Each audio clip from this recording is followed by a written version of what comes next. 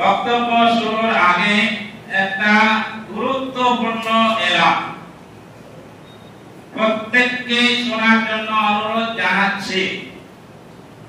আমরা অনেকে হয়তো অবগত আছি যে কেন্দ্র সরকার এনডিএ সরকার একটা বিল নিয়ে এসেছে পার্লামেন্টে।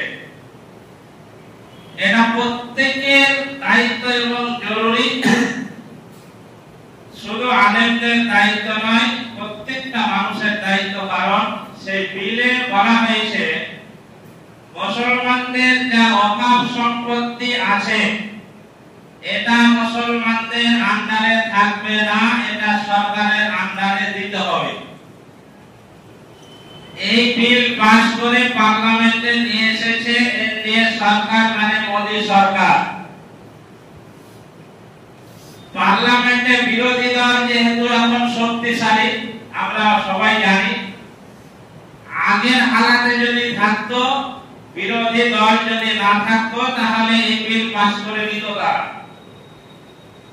কিন্তু বিরোধী দল শক্তি থাকার কারণে কিছু পার্লামেন্টের সদস্য এই বিলের বিরোধিতা করেছে, তার কারণে সেখানে পাস হয়নি। সেই বিলকে জেপিসির আন্ডারে নিয়ে যাওয়া হয়েছে। জেপিসি বলেছে যে এই বিল তখনই বাতিল করা হবে যদি মুসলমানের কাছ থেকে অন্তত 50 লাখ ইমেল আসে আমার কাছে, অন্তত 50 লাখ, তাহলে এই বিল আমি ক্যান্সেল করব। ওয়াকফ সম্পত্তি কি? এই মসজিদ হলো ওয়াকফ সম্পত্তি, মাদ্রাসা হলো ওয়াকফ সম্পত্তি, তারপরে ঈদগাহ হলো ওয়াকফ সম্পত্তি, যেখানে আপনি মরে পুঁতবেন কবরস্থান, সেটা হলো ওয়াকফ সম্পত্তি। যদি এই বিল বাই চান্স পাস হয়ে যায়, তাহলে আপনাকে মরার পর ওই রোডে রেখে দিতে হবে, নাহলে হিন্দুদের মতন চিতায় পোড়াতে হবে। সরকার চালাকি করে সংশোধন করার নাম করে এই বিলকে এনেছে, দিয়ে তারা এই সম্পদকে হাতিয়ে নিতে চাইছে। এই ওয়াকফ সম্পত্তি একমাত্র শুধুমাত্র মুসলমানদের সম্পত্তি।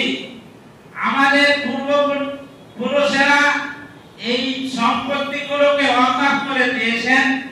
এই ওয়াকফ সম্পত্তি থেকে যে আয় হবে, ইনকাম হবে, এই আয় ইনকাম মানুষের কল্যাণার্থে খরচ করা হবে।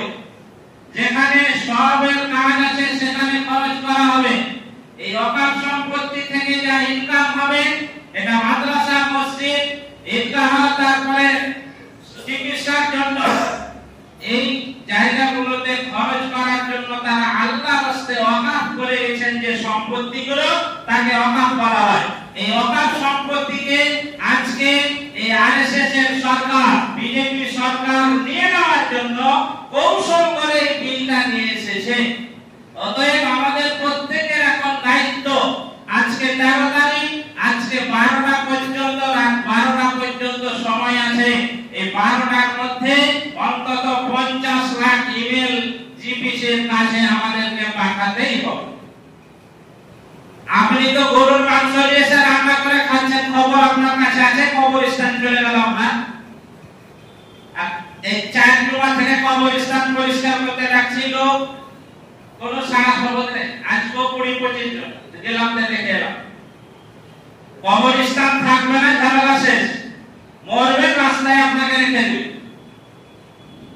আপনাকে পরিষ্কার করার কথা বলা হচ্ছে, সেটাই আপনি পাচ্ছেন না, আর সরকার নেওয়ার জন্য বিল পাস করছে পার্লামেন্ট, আর আপনি এখনো বসে বসে ঘুমাচ্ছেন।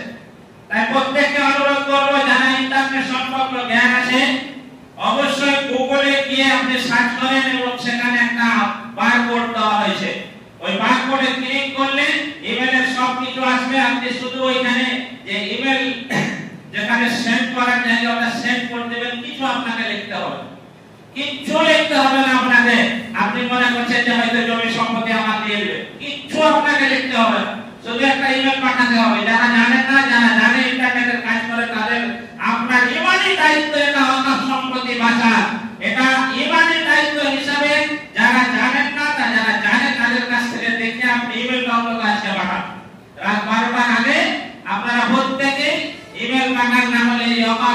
সম্পত্তি বাঁচানো সম্ভব হবে না। বিল যদি পাস হয়ে যায় তাহলে আপনার মসজিদ আপনার থাকবে না, মাদ্রাসা আপনার থাকবে না, আপনার কবরস্থান আপনার থাকবে না। সরকার যেটা যখন বলবে সেটাই আপনাকে তখন পালন করতে হবে। এখন যদি এখানে এসে কোন সরকার কি কোন বিরোধী দল মসজিদে মাথাপড়ি করে আমরা মেনে নেব? কেউ মেনে নেব না, যেহেতু এটা আমাদের বাপ দাদার সম্পত্তি।